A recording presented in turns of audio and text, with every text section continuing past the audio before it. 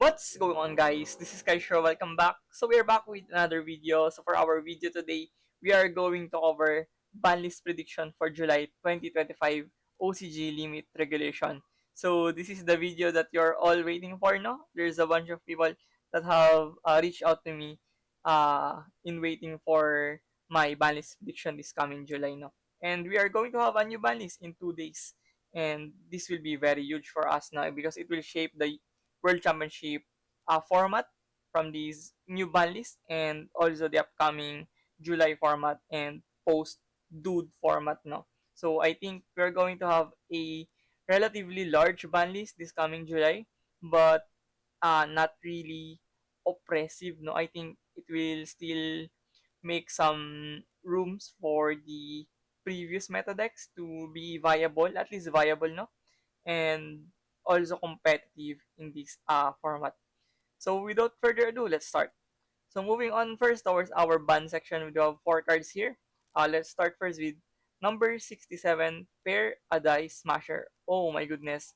If you are playing OCG, you should know that this card is really pesky against the K9 decks no, and even pure K9 itself, they're able to utilize the number 67 and they're able to make a pseudo VFD like effect from this card and is very irritating.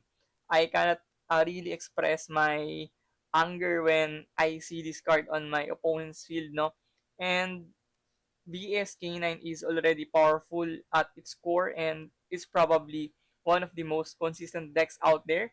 And you still pair it with something like number 67, it was able to make turn skipping effects no, and it was able to stall out games when they are in a tight situation.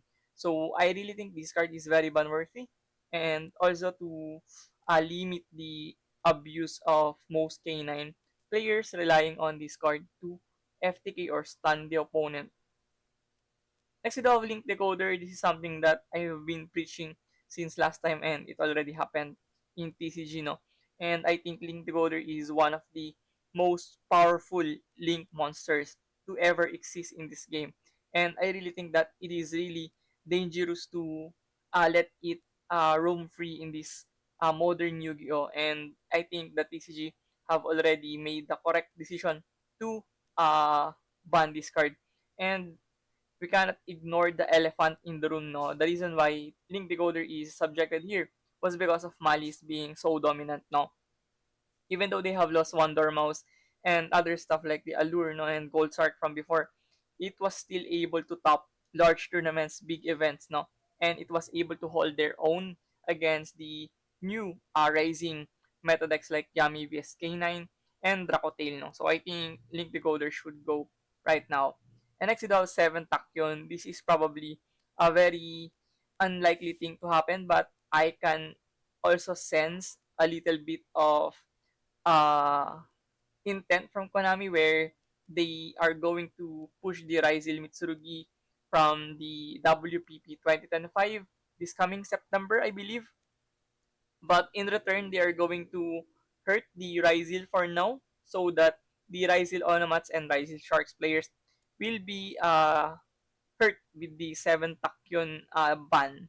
I think 7 Tachyon is also ridiculous on some decks. On stun, beat decks, it was able to search border, no? For example, really ridiculous.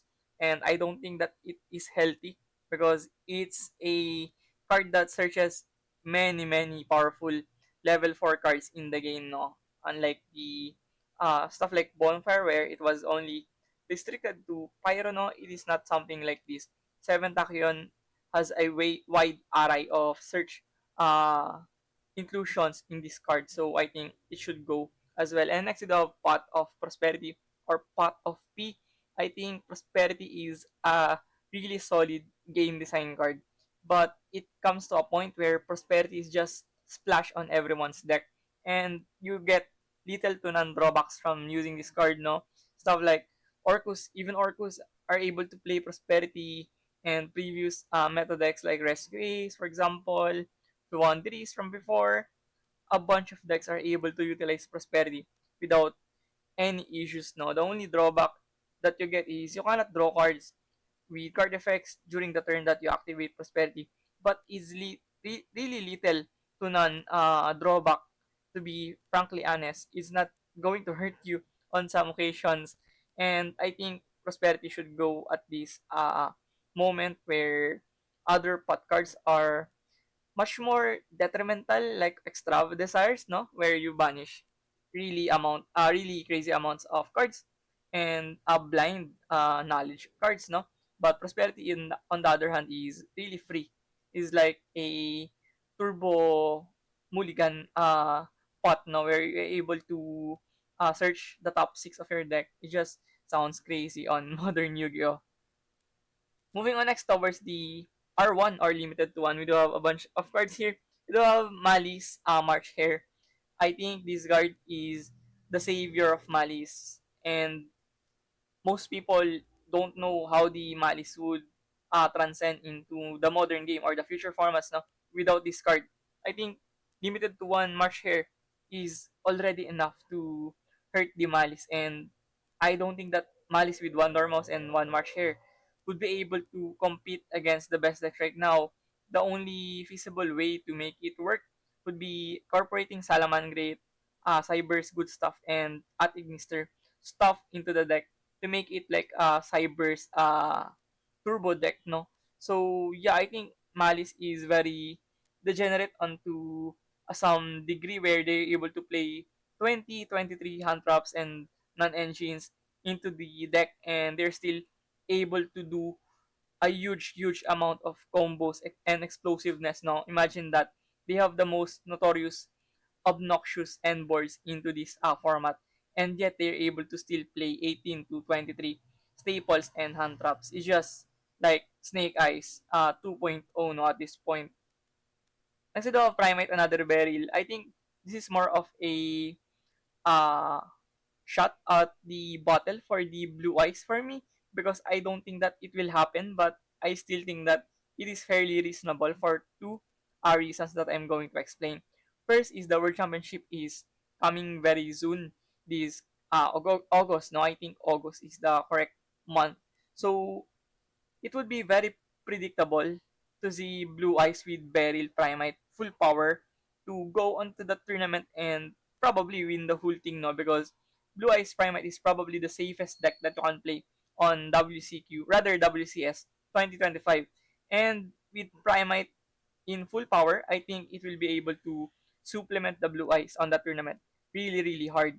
So another counter intuition against that would be Konami could be really trying to push Blue Eyes win the World Championship this 2025 to make all players legacy enthusiasts, no, to get back into the game and know more about modern Yu-Gi-Oh, because Blue Eyes is Blue Eyes. It's Kaiba's pet tech, and Kaiba is, as we all know, probably the second most famous character in Yu-Gi-Oh after Yugi, no. So I think it could happen. It's probably an agenda from before where they would make Blue Eyes as the world champion deck once again, because it already won, no, on the 2015, 2016. I'm still not playing Yu-Gi-Oh at that time, so I cannot really familiarize with that, no. So yeah, I think another second reason for Beryl would be Konami likes to hit the bottom barrel, at least in the OCG, bottom barrel, tier D, tier C decks, no. I think they're able to hit those decks to push newer products. And once they hit something like Mathmech from before, no, they have already made a statement that it doesn't matter if your deck is not the best or arguably the second, third, fourth best now, as long it is rather cheap, no, viable, and the main deck is very open for many tech cards and staples, I think they are very likely to hit those kind of decks.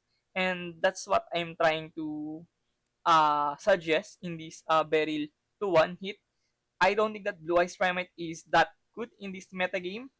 Matter of fact, it's already been power crept to a certain point where Lunalight is just infinitely better against the deck, and other decks are also rising in popularity, you know.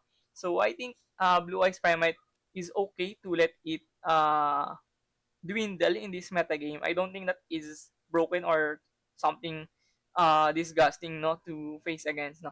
So I think Blue Eyes is just a very balanced fair deck into this meta game, but for those two reasons alone, I think Beryl could go into one. Next would be K966A Jokul. So Jokul is arguably the best card of pure K9 deck. And the reason why I have put Jokul here instead of Izuna, even though Izuna has obvious red flags that it might be banned or even limited to one, no, because it was lower rarity than Jokul.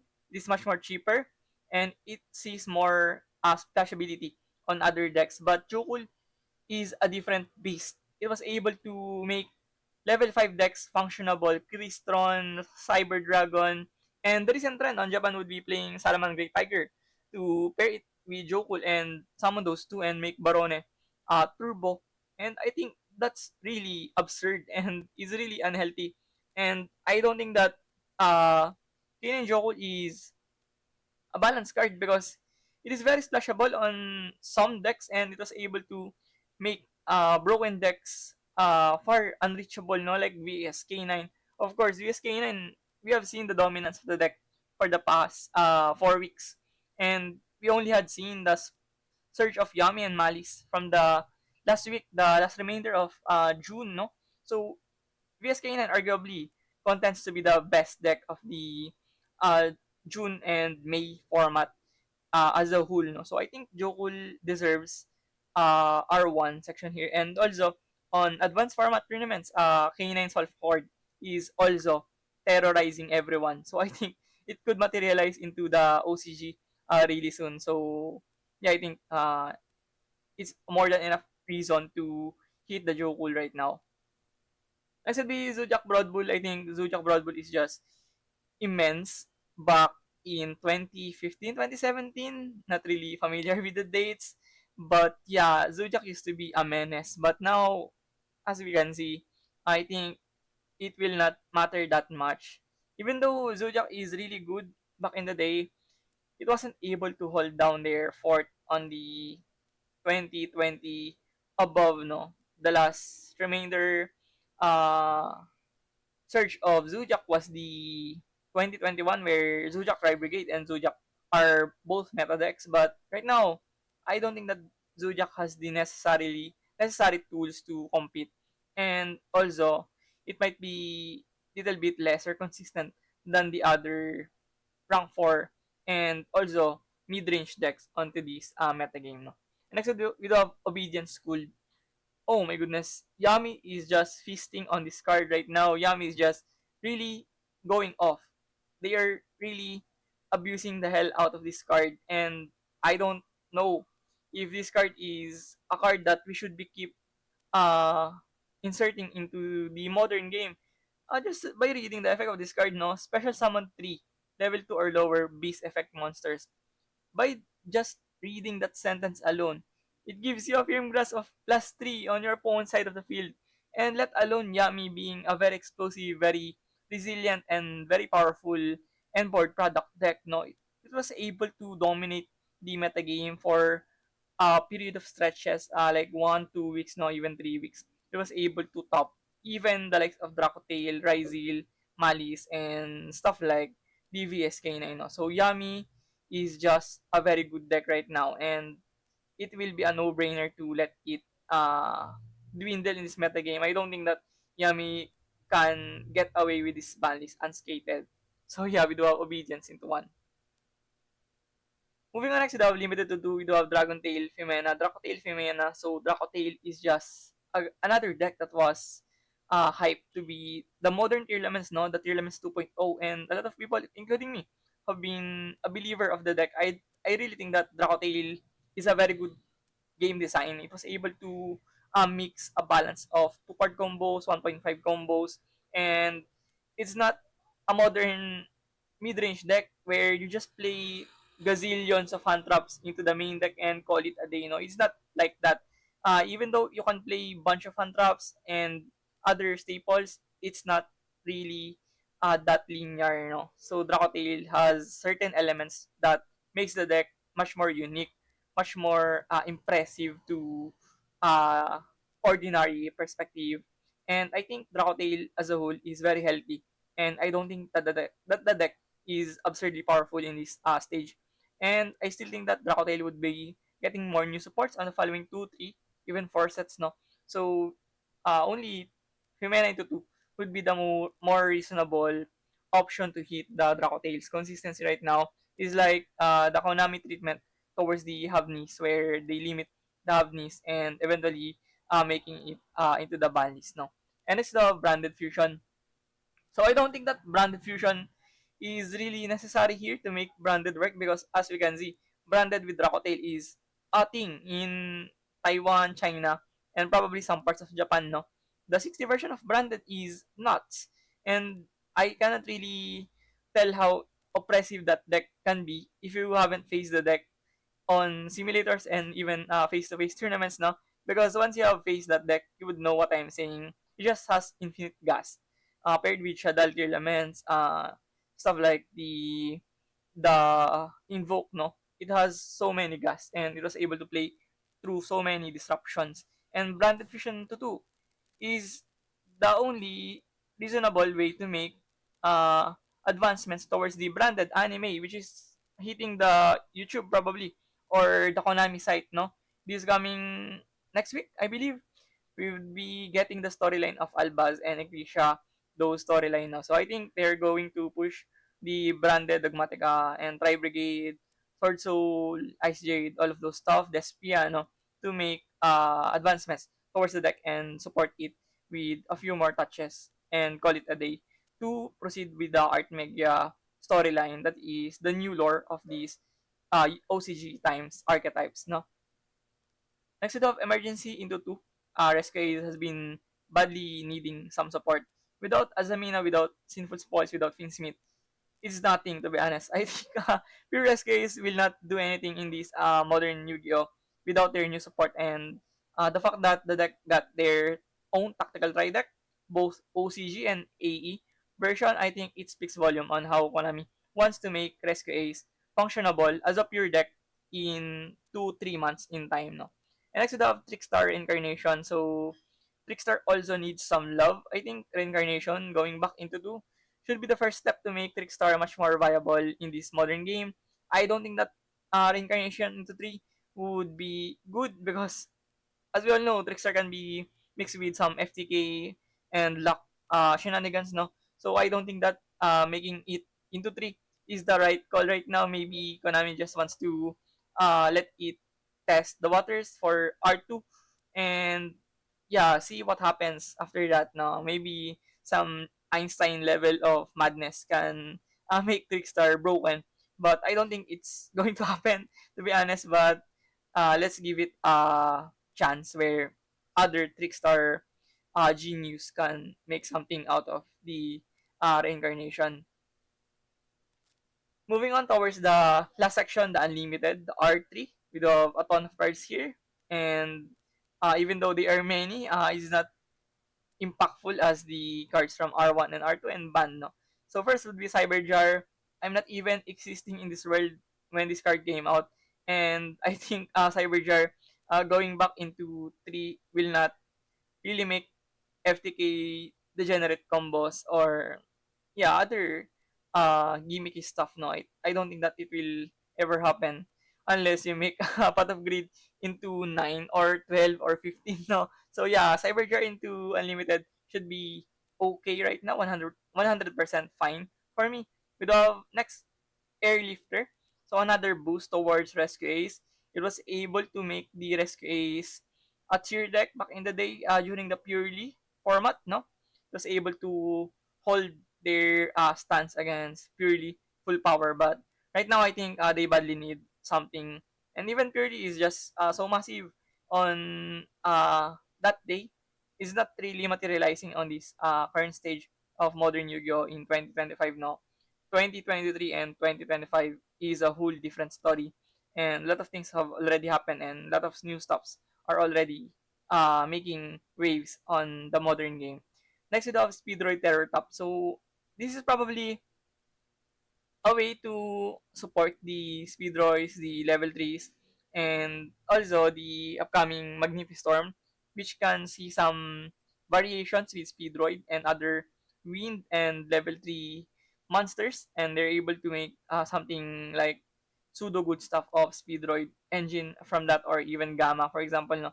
And as far as the Magnificent uh, shows promise, I think even though you put Terror Tap into 3, it will not really break the Magnificent, but yeah, I think it will also be a thing for synchro decks like the upcoming Yusei Fudo structure deck, no? It will get a new structure deck this coming July, rather August. So I'm not really sure. Correct me in that information. But yeah, I think it will also help the synchro decks from popping off, and Terror Top into 3 could be a delightful support for those synchro based decks. Next, we do have Dryden. So, on Master Duel, we could see Zodiac does nothing at all. Even though Zodiac is marginally much more powerful, they only losing out Broad Bull and Ratpier on the Master Duel now, but it doesn't do anything. So, if they don't make the Broad Bull into one, I could see that they can let Dryden into three, and it will not really do anything in this modern 2025 Yu-Gi-Oh format. Next, we have Red Ice Dark Dragoon. So Dragoon into 3 could be splashed into something like Eldritch of Terror, Guru, and other control-based decks now where they just slap the two Dark Magician and Red Eyes, Black Dragon and 3 Fusion, and probably Wyvern or Insight, no? But I don't think it is worth the investment.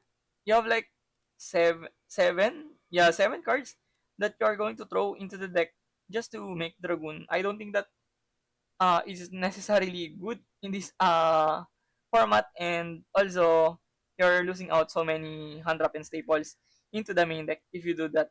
But the main reason why I vouch for Dragoon into R3 would be the Dark Magician, of course. Dark Magician is finally getting some love, no? We have seen the splurge of Blue Eyes, Blue Eyes, Blue Eyes from Batch and other new mainline sets, no, they have been getting supports after supports. And now the time is right for Dark Magician. It's finally the time to make Yugi the best protagonist in this modern format. And I think Dark Magician should get all the help that they can for making the deck as the top tier on this upcoming tactical try, post tactical try format. No?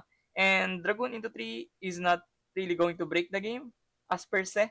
I think it is a really good touch of boost towards the Dark Magician and other control based decks, but is not really going to make the 2020 reminisce again, no, with the Invoke Turbo Dragoon format. Is not going to materialize in this 2025.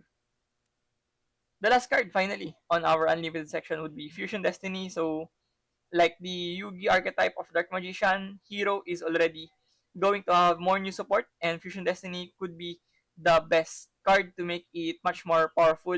And from the advanced formats, Hero has been doing okay-ish, I think, pretty well, but it's still not enough to really make the heroes on tier 1. No, I think the deck suffers from the obvious reasons, no, the Maximum Charmis and also the board breakers and Nibiru to some degree. So yeah, I think Fusion Destiny is another way to make the heroes resiliency much more adept on this game. And also Fusion Destiny could be a leeway on making variations for the Vision Hero, Evil Hero, Destiny Hero, and News Hero to make it as a pile deck. And I would love to see that to happen if that ever transcends. And I think Hero should be the deck that uh, materialize on this upcoming tactical try format, because I really think that heroes deserve the spotlight for once. And yeah, that sums up our OCG July 2025 Banlist prediction. So let me know your thoughts, guys, on the comments below.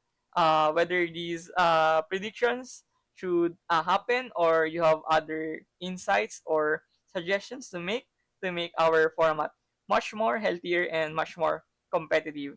So if you found this video informative or helpful, please do consider subscribing. It definitely motivates me a lot to keep providing this content for you guys. So once again, thank you for watching. See you in the next one. Peace.